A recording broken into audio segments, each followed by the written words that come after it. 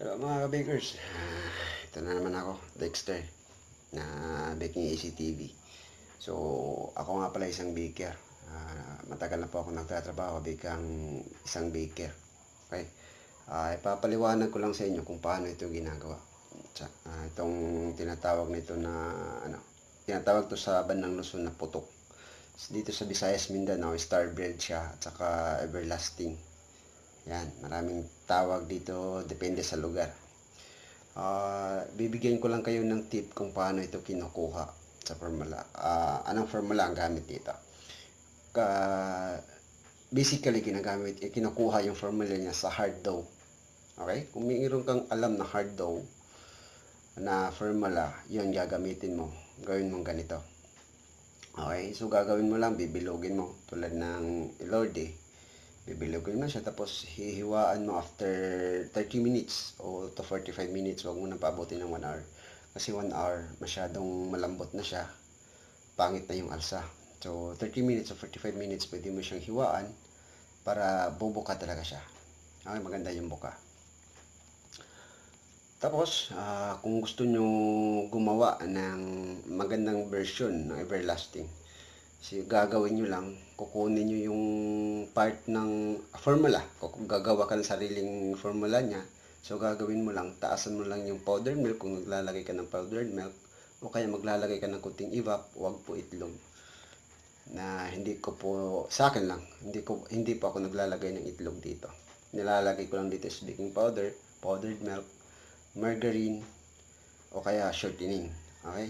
So, pinaka-common ko pong ginagawa dito is, ginawa ko is mataas konti ang margarine compare sa shortening. Nasa 30-40 siguro. 30-40. 30% shortening, 40 yung margarine. Parang ganun. Okay? So, tapos naglalagay ako dito ng powdered milk. Ako kasi hindi ako gumagamit ng skim milk. Sa ngayon, mga 10 years na siguro, 10 years ago siguro, hindi na ako gumagamit ng skim milk. Not unless gagawa ako ng egg pie. Okay? So, dito gumagamit ako ng Bear Brand talaga. O kaya yung mga magandang buttermilk. Kunti lang naman yung application. Kaya lang, ang maganda doon, maganda yung lasa. Malalasahan mo talaga yung gatas. Kasi pag gagamit ka ng skim milk, kahit sabihin nila na magandang klase, wala pa rin. Parang flavor mo lang yung malalasahan. Hindi mo pa rin malalasap ng gatas. Not unless lalagay ka talaga ng marami. Okay? So, mas makakatipid ka kung gagamit ka ng, ng pure na gatas. O kaya yung mga Bear Brand, para sa akin, mas advisable yung Bear Brand. Para sa tinapay. Mas masarap talaga. Compare sa Alaska o kaya ibang brand powdered milk. Okay? So, nasa sa inyo na po kung anong gagawin nyo dito o anong i-add nyo sa formula na to.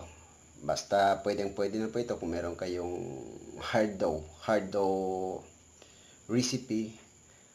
Gagawa kayo ng isang batch, kalahati doon is hard monay, kalahati doon king roll, kalahati doon Elorde, pwede na yon. Ang ginagawa lang namin doon is ito pinapaalsa, yung Elorde sinasalubong kumbaga na sinushort yung proofing time niya. Tapos yung king roll, ganun din, sinushort niya namin yung proofing nun kasi gusto namin dun is yung flaky o nagka-crack sa bandang puwitan.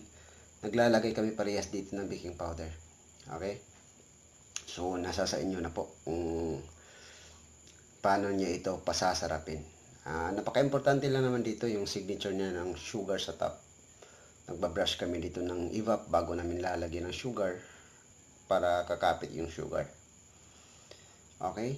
So, sana po ito yung nagustuhan ninyo. Gagawa ko ng ganito na lang mga content. Kung meron kayong katanungan, pwede kayong mag-email sa akin o pwede kayong mag-send ng ibang tinapay na gagawa natin ng ganitong content. Kasi nga po, hindi ako magagawa ng demo sa ngayon. Kasi trabaho ko ay gumagawa ng ice cream. So, base po sa palisiya na pinipirmahan po namin is bawal po kami mag-share ng mga recipes regarding po sa ice cream na ginagawa ko po. So, kaya gumagawa na ako ng ganitong content para hindi ako maputol sa YouTube. So, next time, pwede kayong mag-request kung anong tinapay na i-explain natin kung paano gagawin. Okay, basta ito'y gawa lang sa hard dough. Kung anong klaseng hardware meron ka, yun na po yun.